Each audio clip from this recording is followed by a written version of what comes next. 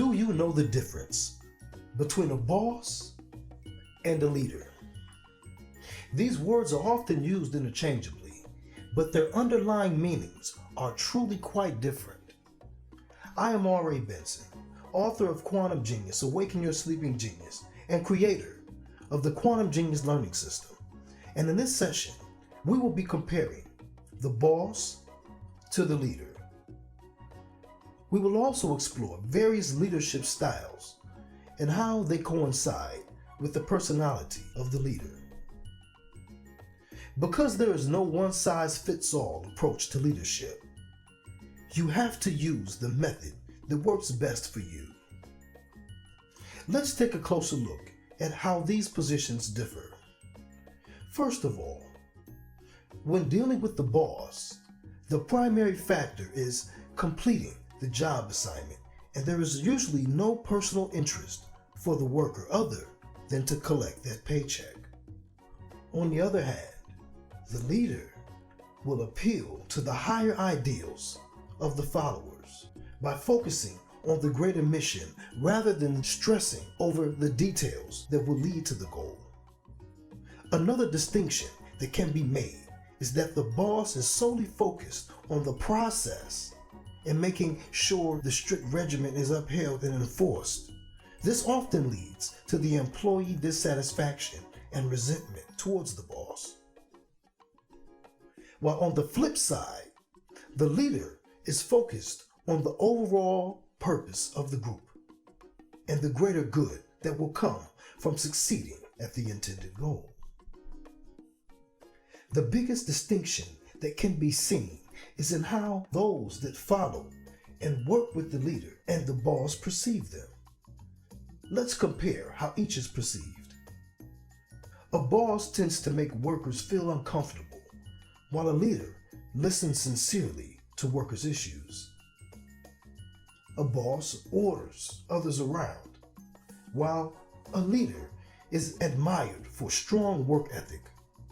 A boss usually reminds workers who is boss, while a leader is more like the captain of a sports team working towards the team's goal. Bossing people around is an overinflated ego exercise that is actually counterproductive and lowers morale. A good leader is transformational, meaning they inspire subordinates to transcend beyond their past achievements to new heights. No matter your current leadership ability, there is a pathway to finding the true leader that lies within. We can all agree that each individual has their own personality. Catering one's leadership style to fit their personality seems to be the logical solution for teaching others to become good leaders.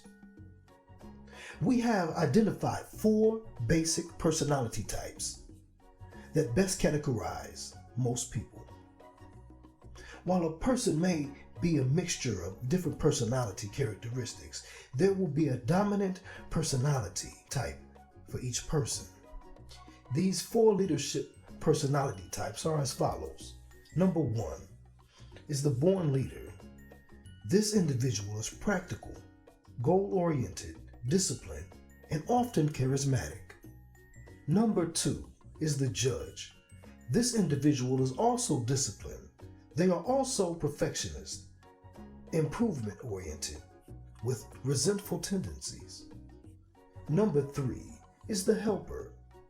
This individual is the least likely to feel like a leader, but can often make extraordinary leaders because of their inherent desire to look out for others. These individuals are empathetic, caring, helpful, intrusive, and often prideful. Number 4 is the artist. This individual is authentic, pragmatic, self-absorbed, and expressive. Just as there are distinct leadership personality types, there are also different ways that these leaders will lead. As far as the born leader is concerned, they need strong work ethics to balance blind ambition. They need to offer subtle guidance to make others more receptive to their leadership. They should avoid being manipulative, which may seem like a natural inclination of this type of leader. And they should add elements of the helper and the judge to create balance. As far as the judge is concerned, they need to try not to be so robotic and rigid. They should embrace their tendencies to be fact-based, and they should manage their inclination to micromanage their subordinates. And if they add elements of the helper and the artist, they will find balance in their leadership. Now, as far as the helper is concerned, they need to overcome shy tendencies. They must lead by example. They must be able to delegate. And they should add elements of the leader and the judge for balance. As far as the artist is concerned, they need to avoid being too loose, meaning they shouldn't be too friendly with their subordinates. They need to balance their artistry with order and discipline.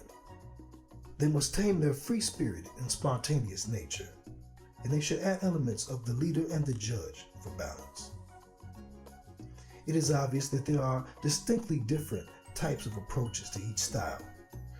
You can find out more about your personality and how to best deal with others by reading Quantum Genius, Awaken Your Sleeping Genius.